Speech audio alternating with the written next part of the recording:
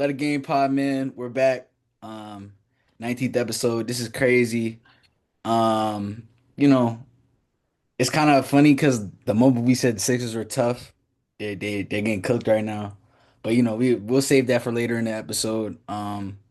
This is gonna be a fantastic episode. We're gonna talk about the Grizzlies, Sixers, and we even gonna talk about the United States Congress. And talk about teams that we like, dislike, and some player shout outs. So yeah, man, let a game back at it, man. We trying to do stuff on a weekly basis, but given our schedules, we don't know what's gonna happen, but we're gonna try to make it work. But yeah, y'all appreciate y'all for always showing support. My name's Ray, I'm Marco. and yeah, man, let's get it started. Let's get it started. So first, I guess topic slash big discussion that's going on right now in the NBA is the current drama between Ja Morant and the Memphis Grizzlies. Um, I can't I can only paraphrase what Ja said, but basically he said he wasn't having fun with the new system under the coach. Let me just look up his name so I'm accurate. Tomas Lisalo. Is that I think it's Isalo. I forget if it's Isalo or like Isalo. I always say it oh wrong. Like whatever I Isalo. say is always wrong. Okay. Okay. So yeah, he's not having the best time right now. The Grizzlies, they're currently 4-6. I think that's 10th in the West right now. Um, this is a new era, mainly because we were both shocked by the Bane trade a little bit. But it also seems like they tried to trade for you know, a competitive now type of group, and right now the Grizzlies aren't showing that. So I wanted to get your opinion on it. What you think? Because I know John Morant was one of your favorite players. Do you think this is the end of the John Morant era in Memphis? I don't really know, but it's definitely an interesting thing to witness. Well, to me, it seems like obviously like yeah, he's unhappy. It's hard for me to imagine that it like truly is the end of the era. I feel like they would choose John Morant over a coach. I know Taylor Jenkins just got fired last year and they just brought in Tomas this year. Mhm. Um But I would think they choose John Morant again over a coach. And I also don't know what like John Morant's trademark would look like. Like obviously teams would be out there that would like trade for John Morant. But Yeah, would it be a package that the Grizzlies would accept or like feel as though it would be like equal value for John Morant? I don't really yeah, think so. I think that it would probably be like a couple first round picks. I don't know how many like point guard needy teams there are out there, especially a point guard that's not a high volume 3-point shooter and hmm hmm like I don't know if he's necessarily on the decline or it's just like a rough start to the year after missing a lot of time.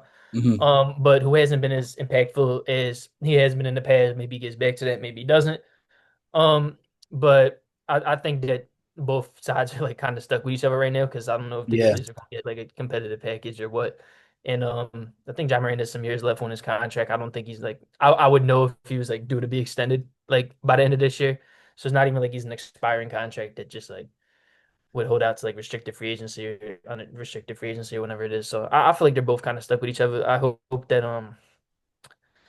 that they do get it figured out because when he's going, John Moran is one of the most fun players to watch. When yeah, he's getting to the rim like he used to, I know his like rim frequency is going down year after year after year.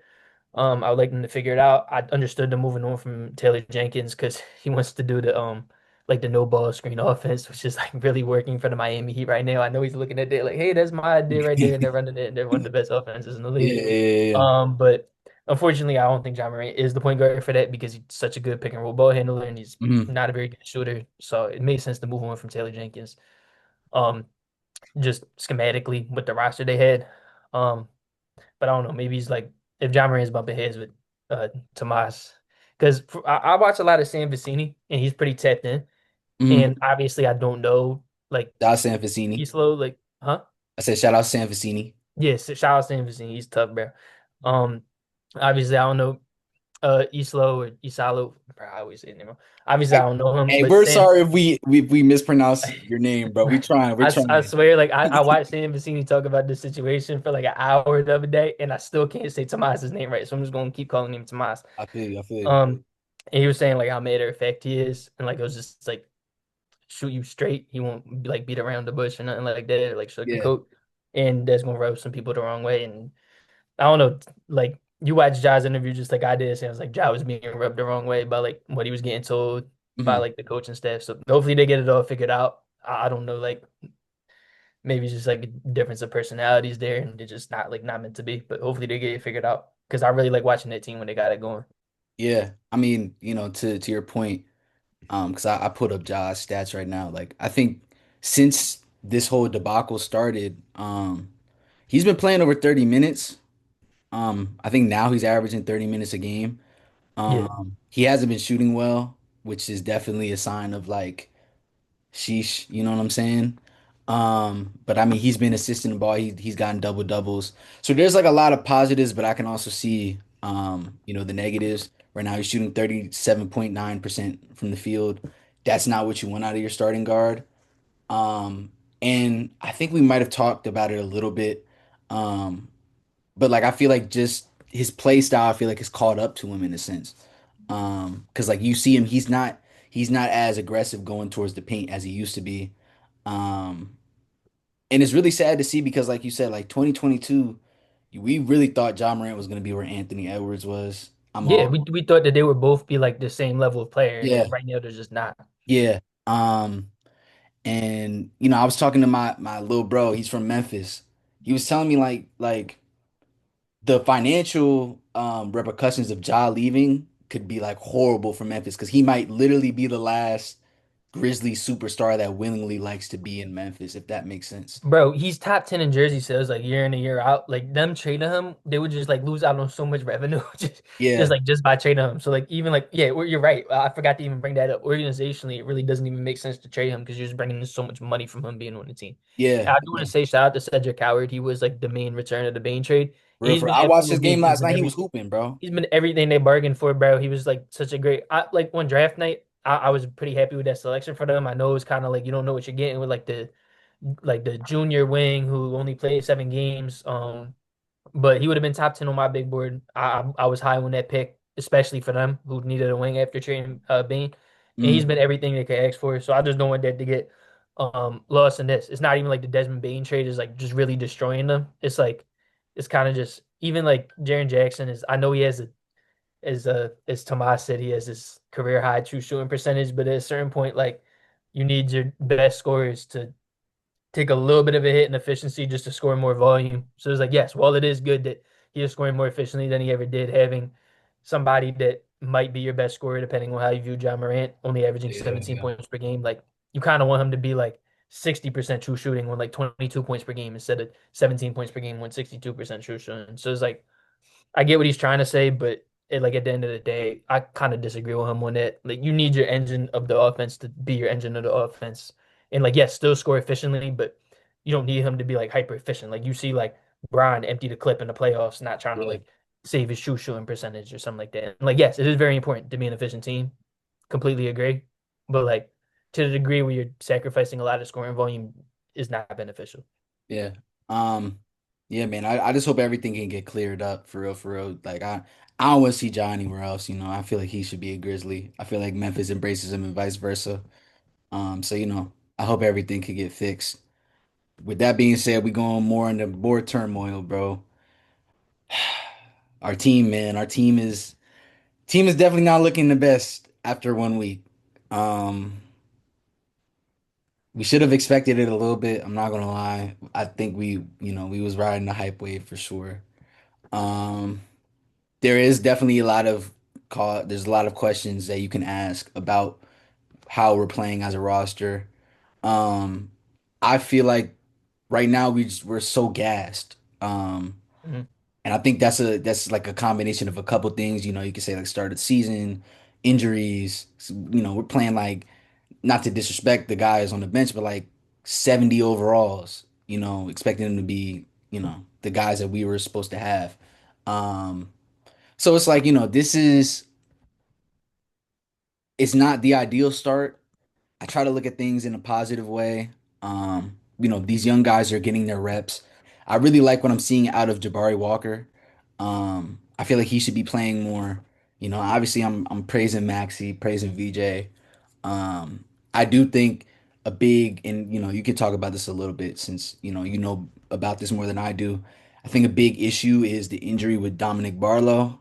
I know we talked about it a little bit already, but that's definitely something that I worry about because I understand how valuable he is to our team because he's the main guy who's basically playing like Dennis Rodman, trying to get the scrappy rebounds, making the hustle plays, and we don't have those type of guys other than like Kelly Olynyk. I mean, not Kelly Olynyk, Kelly Oubre. Yeah, yeah. Yeah. So it's like, yeah, I just yeah. What you think, bro? What you think about Yeah, the I mean, the only loss I'm gonna be honest, like the only loss that I was like super really mad about was the Bulls loss, just because Yeah, we blew such a yeah, huge lead. Like the other one is yeah, like yeah, you lose to the Celtics in a 1 point game, like kind of is what it is. Nick Nurse could have drawn up a better play. We could yeah, have yeah, closed the yeah, game better as a yeah. team. Like I thought the first play was okay, the second play was like was Yeah, bad. it was the same play. That's what blew me too, bro. Then losing to the Cavs on a back to back when you played 3 and 4 days and the Cavs had 3 days off and they're getting back Darius Garland, like that was just a scheduled loss. I really like I was like, yeah, obviously like I was upset like my team lost, but like I really didn't care, put too much stock into it. And that's what made the Bulls loss even more frustrating. Is like you blow that lead when Yeah, you have yeah, a back yeah, to back yeah, on a yeah, game that yeah. like I would have bet all my money if I was a betting man that we were going to lose the next day. And like Yeah, yeah. so it's like I don't want to like get too mad about the Bulls loss and like start like throwing a fit on here over like a November loss. But yeah, that one was bad. Like That Embiid, was a bad loss. that Yeah. was like his best half of the year. In the first half, I was like, oh my God, he looks so good. And in the third quarter, he looked really You talking about bad. Maxi? No, Embiid. I'm talking Oh, about Embiid. my fault, my fault. I didn't hear you. And My then fault. so his first half, he looked great. And then his third quarter, he looked bad. And I'm like, all right, should be done for the game. He's around about 20 minutes. Like doesn't look good. Looks pretty gassed. Like whatever. Like don't bring him back in. And like I don't know why he came back in the fourth quarter. I'm gonna be honest. And then and not only did he come back in, we ran the offense through him. And it wasn't even like it was like Joel Embiid calling for the ball every single time. It looked like it was like Maxey and VJ and like whoever else was on the court with him at the given time, like trying to get him the ball. And Yeah, like they blew most of the league when he was off the floor. I know he's gonna shoulder a lot of blame because he's the super max player and played like absolutely horrible in words that we don't say on the podcast. Like yeah, yeah, yeah. um and that's my favorite player, but he looked really, really bad. And I was like disappointed. Like in the team as a whole. But like when it comes down to it, it looked like the other players around him were just super gassed, and that's why they were deferring to him. And I think part of it is what you said, like our starters are just playing too many minutes right now. Like even in the Cavs game is what Mhm. really got me. Like I was like firing off so many tweets like during that game because we're down by 20 going into the fourth quarter and we're still playing the starters. Like for what goal? We're not gonna come back down 20 against this team. Like nice, we cut Yeah, the lead to 10. We lost by 10 points instead of 20. Does that really matter? No, what would have mattered more is not running the starters into the ground.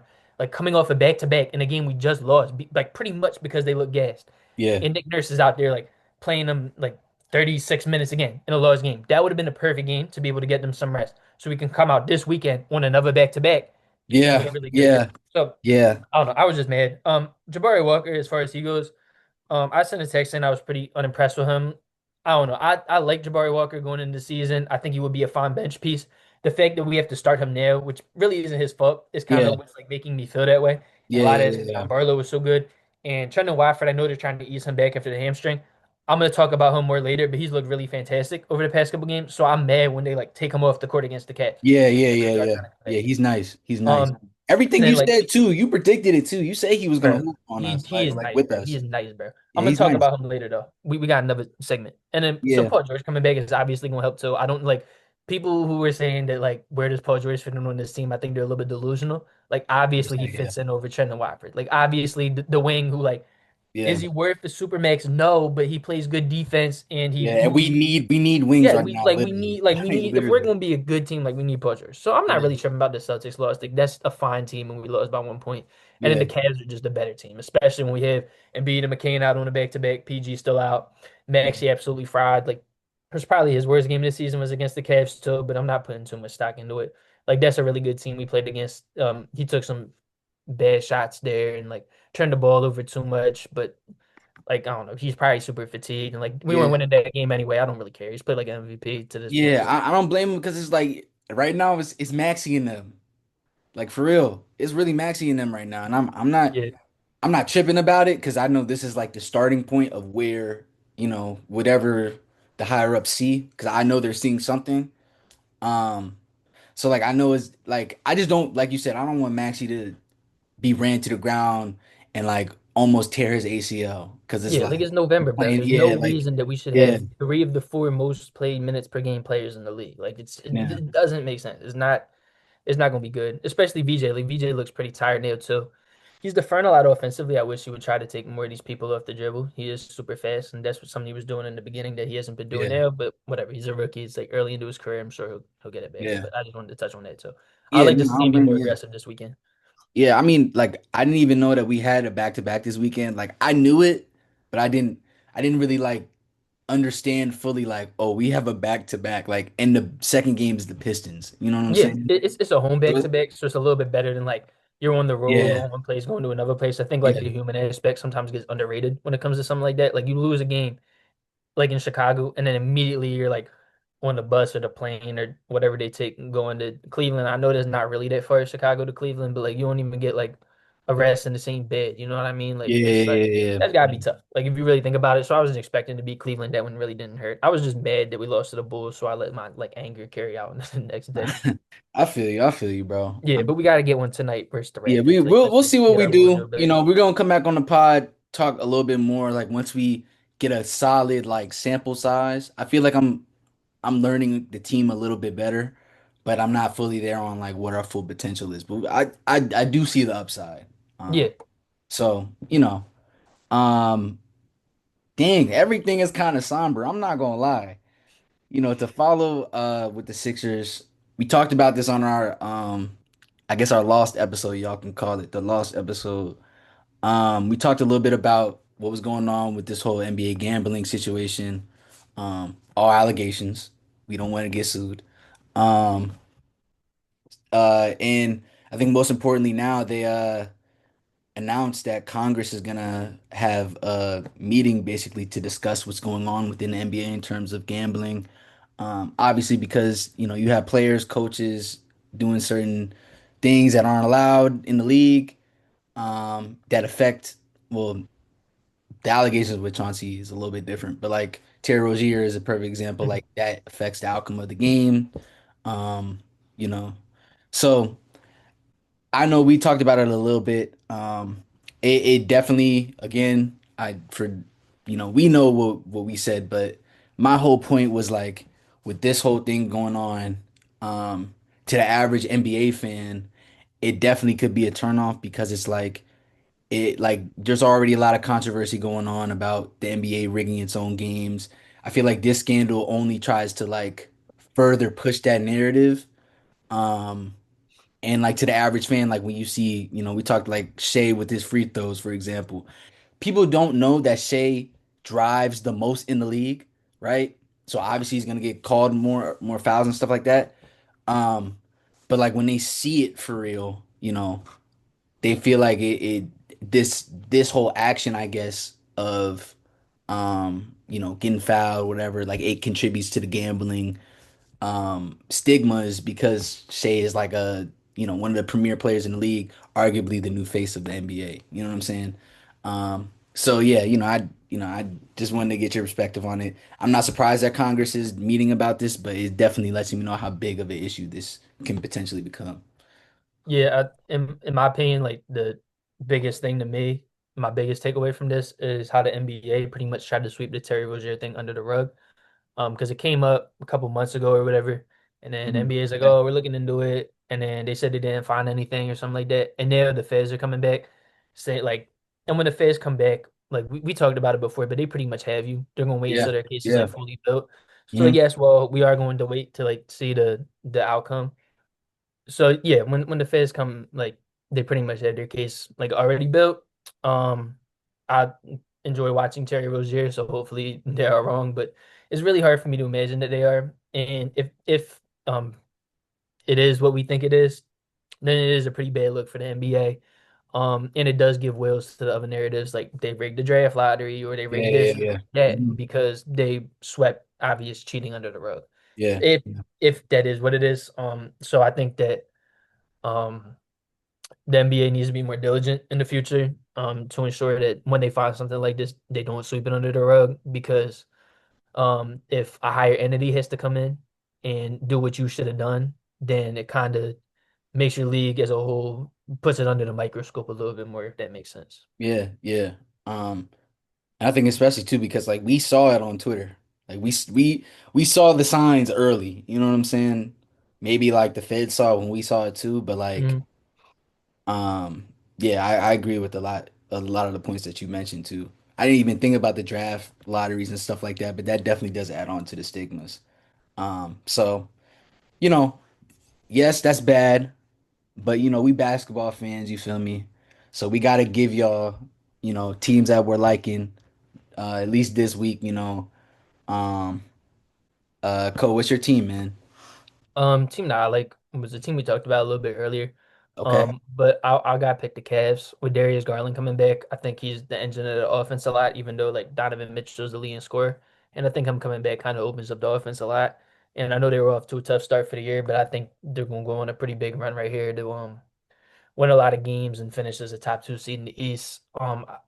I to be honest, like if I had to pick right now, like less than 10 games in, I would say that I see them coming out of the East because of how their offenses looked with Darius Garland Hmm. in a very high when they're potential to have an okay defense behind Evan Mobley Hmm. and then other pieces like Lonzo Ball and stuff like that. They have like solid defensive players on this roster around the defensive player of the year from last year. And is he the best defensive player in the league? No, that's probably Wemby. He's not going defensive player of the year this year, but he's most likely a top five defensive player in the league. And when you have a rim protector that good, I think you could build a competent defense around him, even if your um, point of attack defenders in closing situations are two very small guards. Mm. I think that offense could be just so electric that they come out of the East. I think it'll be hard for them to beat like the Thunder or whoever comes out of the West, but I still think that team is really, really good, and I think they're going to run pretty soon to prove it. What Okay. about you? So, well, can I ask you one question before I tell you my team? I Yeah, remember you say you had the Knicks coming out the East. Do you think your decision has changed because you've seen the Cavs at their full potential? Well, not did their I full say that? potential, but you know what I'm saying? Did I say that? I think I had the Cavs as the one seed. I don't know. I You forget had if I you. made a I remember prediction. ours was reversed. I had the Knicks as the one, but I had the Cavs coming out. You Oh, had I the don't Cavs as one, remember. but you had the Knicks coming out. I don't remember. I don't know. I mean, the Knicks have looked pretty good, so I just think like it's still pretty early. I just like the Cavs, so maybe I'm just going off who I like more. Like if we get eliminated, I'm probably rooting for the Cavs to come out of the East because I'm a really big Yeah, Darius Garland fan. yeah, I remember you I'm a said pretty that. big Donovan Mitchell fan, and I think Evan Mobley's a really talented player, and I've always liked Lonzo Ball. So maybe I'm just like speaking like out of like who I like more right now. But yeah, I don't know. I think if I had to pick right now, I know the Cavs haven't really played anybody good with Darius Garland back yet because who knows how we are, Yeah, I especially that understand. game. Yeah, We yeah, just weren't a good team, and then they yeah. played the Wizards. But um, yeah, I guess I'll lean them right now if I had to pick. Yeah, I mean, I've been liking how Lonzo Ball's been playing. Like he looks nice, man. I He feel like does look he's good, yeah, I for feel like sure. that was the trade that might put them over the top low key. But like, we got to see because the season is long. Ironically, my team is kind of like really near yours. I chose the Chicago Bulls. That's a Um, good one. I'm glad you picked them. I almost picked them. yeah, I mean, I was stuck between the Pistons and the Lakers and the Bulls. Like the reason why I chose the Bulls is because I didn't expect them to be this good. They're very young and cohesive. They're literally all from Illinois and Chicago, which I love. That gives you an extra spark. I see that in like Buzelis especially. Um, it lets me know that I feel like the Bulls have a solid future ahead of them. It is like the first direction I feel like they've had since like Derrick Rose, in my opinion. Bulls fans that see this, y'all can let us know if we're tripping. I think Bulls Um, fans really like the DeRozan, Levine, Lonzo Ball team that finished that was pretty a good, nice team. Yeah, that was a nice team but too. they were just not healthy after that Yeah, year. yeah. So that's That the that it was the Lonzo injury. That's what ruined yeah. everything. That's why they fell to seven. Like that was crazy. Um, Giddy, he's playing a lot better than I thought he was gonna play. He's shooting around 40% from three, which I didn't think he had in him. Yeah, I thought last year was That's fake. I crazy. completely agree. He's Yeah, like completely proved me wrong. He's definitely yeah. worth the contract he got. He averaging right now almost a triple double on almost 50% from the field. That's really crazy to me. So yeah. And they're doing it all without Kobe White, so because he's been hurt to start the year. So the Yeah. fact that they've been playing this well, like will the shooting probably regress? Yes. Will the other team's shooting probably like progress to like wherever it'll normalize it? I'm sure, but they've still looked really, really good and better than. So all right. So a team that I disliked this week, I had a lot there's a lot going on right now. We talked about it a little bit last week. I'm gonna say the Dallas Mavericks, unfortunately. Um, the AD injury is definitely a cause for concern. They're the last team in the West right now. Anthony Davis is hurt. no point guards. Um, I feel like the legacy of this Luka trade again, it's like getting louder. I feel like, you know what I'm saying? Like with the Lakers being second in the conference right now on a crazy 5 game win streak, looking like they might like, and mind you, bro, I literally talked to a Lakers fan. They're low key like, dang, LeBron might not be on this team low key if this keeps going on. So like the fact that this keeps happening with the Lakers and the Mavs are, I mean, thankfully they got the number one overall pick. We got to see how that turns out. But like this is like I feel like one of the craziest trades I've seen in a long time because of its longevity, like basically purely around the noise. Um, I watched them. I watched the Grizzlies game last night, as I said. Cedric Coward torched them. You know what I'm saying? Um, and also the Mavericks have a historically bad offense, and there's an argument that this might be the worst argument. I mean, the worst offense of all time in NBA history. Like that's crazy. Like that's really crazy. Like that's how wild this is to me right now. I remember coming into the year, I had them at 8 or something like that. I had them around like the playing spot. I thought that because they were long defenders, they had at least a rotation of D'Angelo Russell as a point guard. They would be some semi float. I don't know if I said that right, but I thought they would be okay. Um, I thought AD. I mean, we knew it was a lot of concern around AD, but I genuinely didn't think that he would get hurt like a week into the season. You know what I'm saying? So it's like there's a lot of questions that are going on with the Mavericks. Luckily, they do have like some form of future. But I'm seeing Mavs fans like crash out for real, and it's understandable. Especially given the success that you see Luka Doncic. He's averaging 40 right now. You feel me? So it's like that's why I have the Mavs as the team that I'm like just kind of disappointed in right now. I think that's a good one. For mine, so for mine, I have the Pacers as a team. I think has been disappointing so far. To start off, they're 1-7, so they've just not Mhm. been playing well. I think you had them in the playoffs. I had them in the back of the play-in, and right now we're looking at a team that might be like top of the lottery. Yeah. So I don't know. Like to be honest, like well, that is a disappointing record for what we thought. This low key, like if I was a fan of the team, is like kind of exactly what I would want right now. Like I I know that we agree. wouldn't be able to Yeah. compete with Hallie, like a gap year where you get like I don't know, bro. I was watching Darren Peterson last night, bro. He's tough, bro. And he's like one of the guys that's projected to go top three. Even Caleb Wilson, he might go number four. He was playing last night against Darren Peterson. He looked Mm. like a beast too. So maybe this year is just a really bad year for your team. Like trade off some guys who are like keeping you afloat. Siakam can't do it himself. He Yeah. has Yeah. pretty nice. He obviously needs like some other players around him to boost his efficiency, whether that be Halliburton's passing or just other guys to take the attention off him. He's not Mm. able to do it himself. Um, and so like low key, if I was a fan of this team, I'd be really happy with this start, just because like I would like watching Darren Peterson play last night. If I was a fan of a team that I didn't think could win a championship and had their first round pick, like my team, like I don't think we can win a championship this year, if I'm being honest. But we Yeah. don't Yeah. have our first round pick, so I can't root for this. But if we did have our first round pick, I would low-key be like, I would like and had like less talent than we I have. see I what would you're be saying. like, I see what you're saying. Yeah. you Yeah. know what I Yeah. mean? I would be like, just bottom out, get one of these guys because Yeah. there's some Like beasts last in year, this draft, basically. bro. Yeah, there's some beasts in this draft, bro. And like I Mm. rooted for that for us last year, and it worked out. We got a really nice young player that I could be excited about. So even though it might be a tough start to the year, if you're a Pacers fan, you were hoping you would be able to like sneak into the play-in or sneak into the playoffs.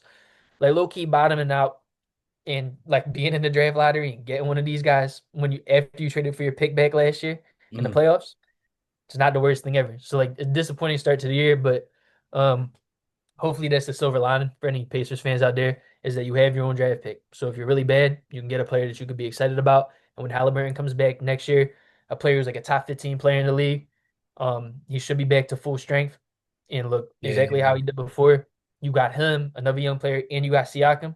That's a really nice core to build Yeah. around. Hey, don't let them mess around. Get AJ, bruh.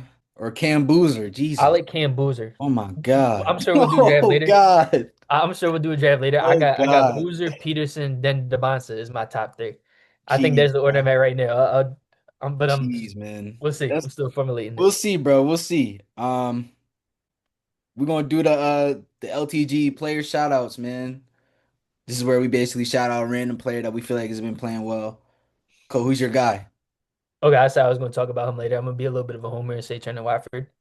I I don't think blame you. I don't blame you. legitimately against the Cavs, like watching the game and not just like going off like who had the most points or whatever. I think he was our most impactful player. I think that is represented. He was a +6 in that game in his 23 minutes in a game where we lost by 11 points. It was a really tough game for us, but Trendon Watford played 23 minutes, had 16 points, 3 rebounds, 6 assists, on 74% true shooting. And these past 3 games, I felt like he's just been a really impactful player. The Bulls game, he was a +2, only played 19 minutes, but had 8 points, 4 rebounds, 2 assists. He's been really nice defensively, provides a lot of versatility, provides some rim protection from the power forward position, and is a really good rebounder from there. And I think he's been really like getting back into form these past 3 games after missing pretty much all the preseason with a hamstring injury Yeah, and looking pretty shaky through the first 2 games. Um, I think he's rounding into form and looking like a guy who, if we make the playoffs, I could see in the playoff rotation as a yeah, backup. yeah. I can see I that. just think he's so skilled and like I'm not gonna lie, I'd send a text to like some of my high school friends who were watching the game at the time. I was like, when Naismith came up with basketball, what he imagined was my 6'9" power forward bringing up the ball, like initiating the offense with Yeah, two point guards out there with him. Like just as a joke. Like he's like yeah, a pretty, he's like not a star, but he's like a pretty special player in the fact that like he provides like ball handling out of the power, like legit ball handling out of the power forward position, not like shaky ball handling that like yeah, you don't really trust. Like we legitimately trust him to bring the ball up the floor and initiate the offense. I just think he's a special player, so I want to yeah, shout him man. out. Shout out Trendon Watford, man. You gonna do great things for Philly. We see the vision with you, dog. My shout out is former MVP Russell Westbrook.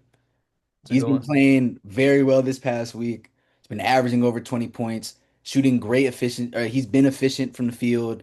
He literally had a triple double against the Warriors in a win also. Um, and then they played Oklahoma City last night. He finished with 24 points, 9 assists, 6 rebounds. He had 11 first quarter points. And if you know the OKC Thunder, you know that team has a lot of defenders on that team. Um, Russ playing on the Kings, arguably one of the worst teams in the league right now. So, I mean, the fact that you're going out guns blazing against OKC, and competing against them at a high level, you know, props to you. You're doing your thing, Russ. I see you out there and you're still showing people that you belong in this league. So yeah. So yeah, we just want to thank everybody for tapping in. These are really fun for us. We love basketball. Really excited for the season. With that being said, if you made it to the end of the video, we always do a subscriber question, um, courtesy of my boy Marco. What question you got for the people that made it to the end, and So comment this question or comment your answer if you see I'll it. ask mine and then I can answer mine right away. Just give you a second to think about it. Got you. Go ahead. So, who is a player who is in the NBA or was in the NBA that you got to watch before they were professional, whether that be high school or college, like in person, I know what you that about to. I know what you about that to you say. thought was like Oh, I know what you really about to nice, say. or that you're kind of surprised were really nice? I Yeah. can go like two heads of the coin right here. So I watched Derrick Jones Jr. play when he was at Carroll when Oh, I I was in didn't middle expect you to school. say that. And I wasn't sure Derrick Jones Jr. would make the league. I actually told my friends I was like, he's gonna win the dunk contest. Like I think he's gonna be like a bench guy, but he's gonna be like a Mac McClung type guy who's like in the G League but wins the dunk contest. And he did win the dunk contest. But he's had a long career as a really good role player. Somebody that could shoot the ball and like Yeah, yeah, yeah. defend really well and stuff. And I was kind of surprised like how good of a role player he's turned himself into. I thought he was just gonna be like a gimmicky dunk guy, but he's Mm. been a beast. And on the other side, I watched Cam Reddish play. Cam Reddish If you know, went you to know about Cam so his Reddish. in high school Oh, he was in our league. So I watched him just like destroy my school. And when people like clown Anthony Edwards for like the video or whatever, I completely get what he means, bro. I thought he was gonna be Paul yeah, George. Like no, yeah, yeah. bro, I thought he was gonna be Paul George, bro. I So mean, I was wondering like who are players that you got to see play that like are in the NBA right now. what's crazy? I don't think I've seen a professional NBA player play in high school or anything like that. Cause I mean, I don't know. I might have seen one, but it's not like registering with me right Mm-hmm. now. However, I did hear all the stories about Cam Reddish. Like, I can't Bro. agree with that more. Like, bro, I remember I forget what y'all said, but y'all said he dunked on somebody so crazy. Like it was just like 7 foot boy. yammed it on him or something like that, and like messed him up completely. He was like clowned or something like something crazy. I mean, you hearing him dropping 50 every day, like going ridiculous on dudes like Cam Reddish for like he doesn't deserve as much as the hate as he gets because he really is like he was like that like 1000%. So I don't really have an answer, but I think if I could answer, it would probably be somebody like Cam Reddish, like for real, because that's what I thought you were gonna say initially, like for real. Bro, yeah, I just showed Derrick Jones Jr. some love though too, because Yeah, he was yeah, yeah, one of for the sure, ones for too sure. back at Carroll. He went to But what, the like thing, St. Joe's or something like that? Carroll, he went to Carroll, Oh, I'm tripping. and My fault, then my fault. Cam went to West Ham. The thing with Cam was he was Who there went with to St. Joe's that's in the league or like that was relatively DeAndre Hunter or not DeAndre Hunter? Is that no, not nah, DeAndre. he went to France Central. He was also in No, no, no, no, no, no, my no. DeAndre Bembry. DeAndre Bembry. did he? Yeah, he went to St. Joe's, bro. Yeah. I don't think I knew that. Yeah. Rasheed Fleming went to St. I Oh, think. so I bro, think. Hold Cam on. was on the team with like Mo Bamba, and Mo Bamba was a top 10 pick. Nah, I thought he was gonna be like I don't know. He ended up being like a defensive specialist, Cam, and that was kind of like not what I expected at all. It was like his strength that kept him in the NBA a couple years Yeah. longer than he probably should have been was his Yeah. defense. So I thought Mm-hmm. it was pretty interesting. Can like really appreciate all y'all for paying attention, all y'all for tapping in. We're trying to create a new space of basketball that, we can push forward and push new culture with it for the future. Um, I hope y'all are here with us for a long time. We're gonna keep going. We're gonna keep, bringing on guests. And we're gonna have we're gonna have more experiences and stories that we can tell. I definitely need a Cam Reddish story in the future if you got one, bro. Yeah, I mean, I talked to him a little bit after the game, but I ain't talked to like so many people were like asking for his like autograph after the game, but I had just played in the JV game before, so I'm like, I can't do that. That Dang. would be glazing because I was like, maybe I play against him next Yeah, year. that would have been crazy. Yeah, But yeah, yeah. yeah, no, we walked past and Duran's like, "Hi, Reddish," and he's like signing everybody's stuff. Like he still has the video. He like looks over and says like, "What's up?" or whatever, and then you see me like laughing in the background of the video. Stuff.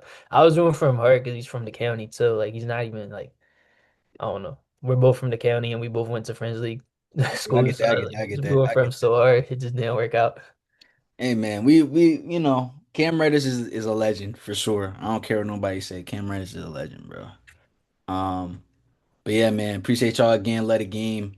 We going crazy, man. We're gonna keep going, bro. Appreciate y'all for sure, man. Love, man. Love. Let's get it. Woo! All right, yeah, that should be cool.